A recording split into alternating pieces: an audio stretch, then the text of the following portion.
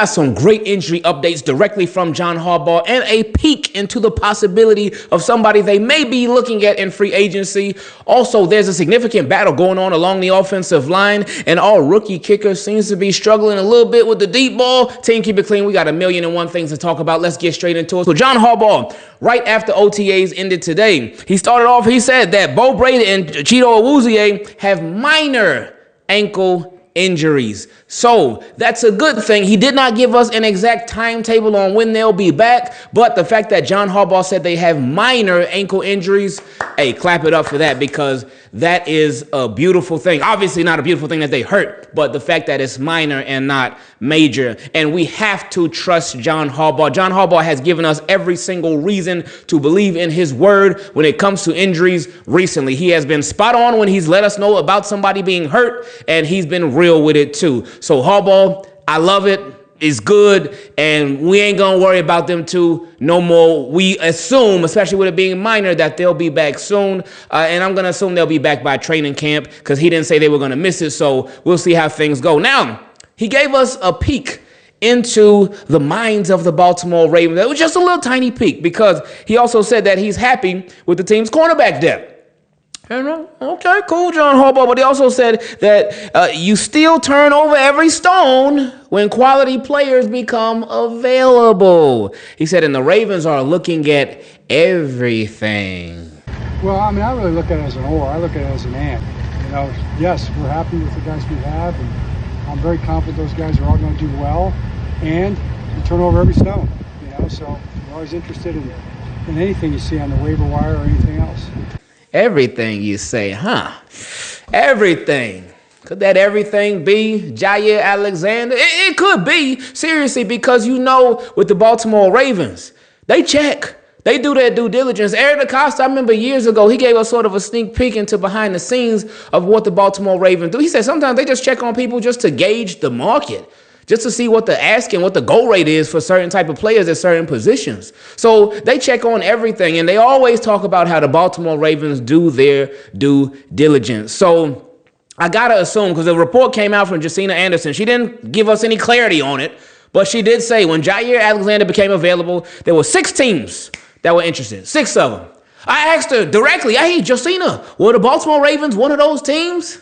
I got nothing, no response, no nothing. Okay, hey, that's cool. It is what it is. But you would have to assume that they at least checked in. They at least might have talked to his agent and whatnot. Because actually, I believe that him and Rashad Bateman share the same agent, or they're part of the same agency, something like that. So Ravens got that sort of in right there. But hey, we're going to see what happens. We're going to see. Anything won't surprise me, whether he ends up coming to the Baltimore Ravens, whether he stays away from the Baltimore Ravens, goes somewhere else, because I know there were some people that were interested in him. The Bills, they were one of the teams that were trying to trade for him before he got released. So will there still be interest from them? We'll see. But it just seems right up the Ravens' alley. It seems right up the alley, because they have a secondary that has a lot of question marks in it still. And like they always say, you can never have enough corners. So another thing that we just got to wait and see on. Continuity is a beautiful thing, especially when it's along the offensive line. And the Baltimore Ravens should have a lot of that this season, because you got a left tackle that's returning, you got a center that's returning, you got your right guard that's returning, you got your right tackle that's returning. The only spot that seems to be up for grabs is the left guard spot. Now, a lot of us assume, the Ravens, they just going to give it to Andrew Voorhees. I mean, after all, he was a starter early on last season, then he got hurt and he never got his spot back. And that was that. But that is still possible. But let's read what Ravens offensive line coach George Warhop had to say. And I love that last name. It sounds like he's just ready for battle. George Warhop. Anyway, he said that he doesn't like rotating offensive linemen. Hey, us as fans, we're not coaches or anything. We don't like it either. At least I can't speak for everybody, but a lot of us, including myself, don't like it. When Ravens would do that, it would be so frustrating. It'd be like, what are we doing? Why are we rotating offensive line? To me, it just doesn't make any sense.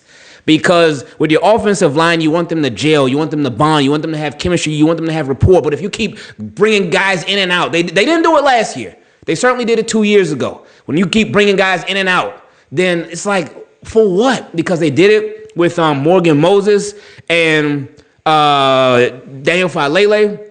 And they did it on the left side with Ronnie Stanley and Pat McCarry. They were doing this rotation thing. Then like a year before that, or 2 years before that, they were doing it with the guards. And I just did not like that. But anyway, continuing. He also said that he wants a clear winner, like a straight up, the guy just got. He wants a clear winner in the left guard competition.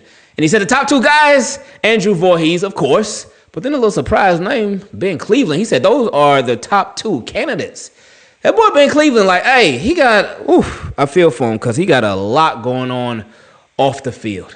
And I almost feel like with everything that he got going on off the field, that the Ravens, it's almost like they're trying to use that we really going to get the best out of Ben Cleveland because he's going to be here just hungry and just mad, just angry, and he gonna go off, man. So I think they using that, and they like Ben Cleveland. You just channel your energy into being a great offensive lineman and do what you do, and the rest could work itself out. So the fact that he is actually in the competition for that left guard spot, I'm surprised by that, but I'm happy for him. Because Ben Cleveland is somebody, I didn't even think the Baltimore Ravens were going to bring him back because he was just in Harbaugh's doghouse for whatever reason. Who knows? But he was in Harbaugh's doghouse for years. And it seemed like he was never getting out, and the only way he was going to continue his NFL career was going to be on another team. But the fact that they brought him back, even though it was a super cheap deal, no guarantees, no bonuses, no nothing, but he's in a competition to possibly be a starter, that says a lot about his work ethic and how he's been showing out on the Ravens thus far in his second stint with the team. So shout out to Ben Cleveland, shout out to Voorhees, and may the best man win.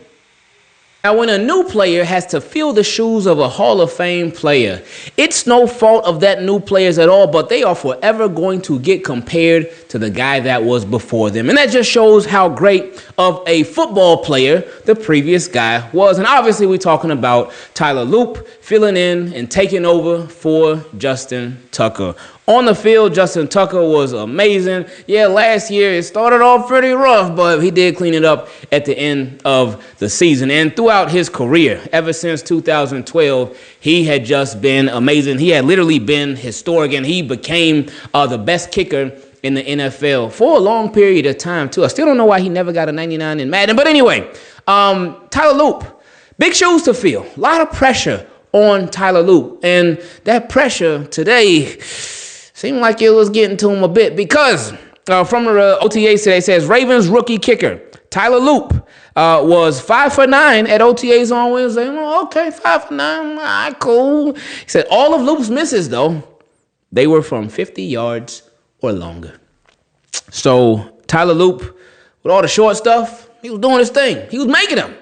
But for every miss, it was from 50 yards or longer. Something that we talk about on here a lot is when we talk about when we talk about things like OTAs, things like practices, when guys are having an amazing practice, when guys are having a great session of OTAs and whatnot, we say that's a great thing. And we tell people hey, when people say, you don't calm down, it ain't that serious, it's only OTAs. I said, well, no, because if they were doing bad, then we'd be having a completely different conversation, and we don't want to be having that conversation. But in this case, we are having that conversation about Tyler Loop from 50. Now, initially, my first thoughts were, all right, at least it's practice. At least, it's just OTAs. That's cool. So he's just getting it out of his system and whatnot. And he is. But at the same time, this is an environment with no pressure. This is an environment, you're not at an away stadium with 60, 70,000 people screaming, miss, boo, trying to distract you. This is at your practice facility. This is at Owensville. This is not even at M&T Bank Stadium. So while I ain't tripping over this too much right now, it's still very, very early. But we got no choice but to see how it plays out. Obviously, they're having a kicking competition with Tyler Loop and John Hoyland. And so we'll see who ends up coming out the winner. Obviously, I think the Baltimore Ravens are really leaning towards Tyler Loop, especially with him being a historic kicker, because that's the first one that they ever drafted. That's something serious right there. That's big time. So we'll see what happens. But again, another competition where may the best man win and kick the Baltimore Ravens all the way to the Super Bowl. When the Baltimore Ravens drafted Malaki Starks, it was fireworks. Everybody was happy. I think that's one draft pick that most Ravens fans, because all Ravens fans are never going to agree on everything, but most Ravens fans were like, we got one in him. And you just been hearing Raven reviews, with a little pun intended there, about him ever since he joined the flock. But the most recent one that came today is that Harbaugh said that rookie first-round pick Malaki Starks was organizing walkthroughs at the team hotel during rookie minicamp. So this man is like, he's technically a rookie, but he acting like a veteran. It's like, man, chill out. You just got here. But Malaki Starks said, no.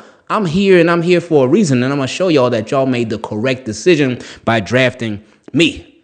And Jeff Rebick also said Ravens officials continue to rave about Starks' leadership. That's so beautiful to hear. It really is, because being a leader is not something that everybody does. It's not something that everybody even has to do. There's some people that are natural born leaders. There's some people that grow into leadership. And there's some people that's just like, being a leader, no, I'll follow though. And it's cool to be either one. There's no problem with it, because the world needs both. So with Malaki Starks being somebody as a rookie that's stepping up like that can only lead to great things.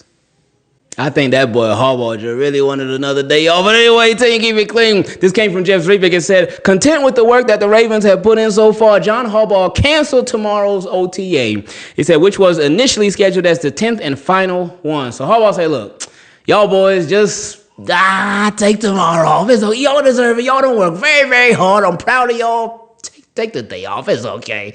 But anyway, it said that the players, they will be in the building for meetings and workouts, but the next on-field work will be next Tuesday for the start of the 2-day mini camp. So Harbaugh trying to get to the early weekend. Maybe you want to watch the finals or something. I don't know. Maybe he got something playing. Maybe you want to go bowling or something. But anyway, no OTAs tomorrow. Next week, mini camp. We made it to my favorite part of the videos, which get to feature your questions. Send me an email to teamkeepitclean@gmail.com if you would like to have your question read in a video for all the Team Keep It Clean to answer, and of course myself too. Or if you want to send it on Patreon, go to patreon.com/Ingravenvids. You can become a patron and send your question in a DM there. First question came from my guy, Alex. He said, let's say Jalen Ramsey becomes a free agent. Would you rather have Jalen Ramsey or Jaire Alexander? Also, what would you expect the contract to look like? Ooh, I like that question.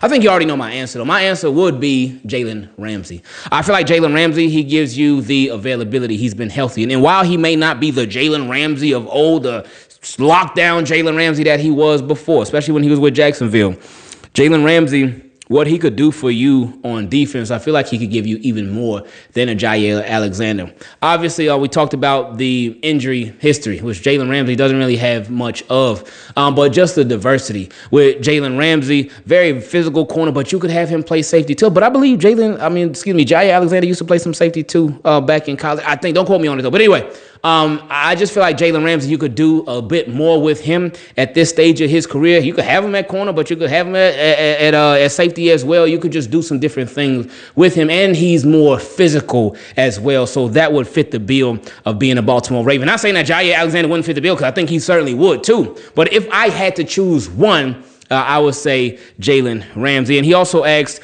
what do you think the contract, or what would you expect the contract to look like? If it's Jaire Alexander, I would expect it to be probably like a 1-year deal. If it was Jalen Ramsey, if it's Jaire Alexander, I would expect it to be like a 1-year deal for maybe $3 million, something. Nothing crazy, because again, he's still getting paid from the Packers. He will still be getting money from them. Now, if it's Jalen Ramsey, I would expect it to be maybe like a 2-year deal. Not nothing crazy long term, but just some 2-year, maybe with a second year option, but maybe like 2 years for, I think he'll be more expensive than Jaire Alexander for sure. But if they could, 2 years, maybe 10 mil, something like that. So again, nothing crazy, but still significant at this point of the offseason. Speaking of Jaire, next question came from my guy, Mike. Hey, what's up, Mike? Hope you're doing good. He said, did you know Jaire Alexander's high school team are the Ravens too? So you know what I had to do? I had to do a little quick Google search, and I saw that he went to Rocky River High School, and guess what their mascot is? It is the Raven. I said, oh, but hey, look, Ravens fan, when we interested in a player, we look for every single connection that can possibly be made that will make sense for that player becoming a Raven. So this is yet another example of that. And I love how we get so excited to think about all the possibilities. And a lot of times, hey, we get our hopes up, but it's part of the game. It is what it is. If he comes to the Ravens, great, amazing. You can be a part of this journey. If he don't come to the Ravens, then you're lost, buddy. Next question came from my guy Zlager. He said, Nick Wright is biased towards the Ravens. I don't know what it is about the Ravens that he does not like. I don't know what it is either. I think a lot of times he just be trolling. I think he just try to get a rise out of the Ravens fan base.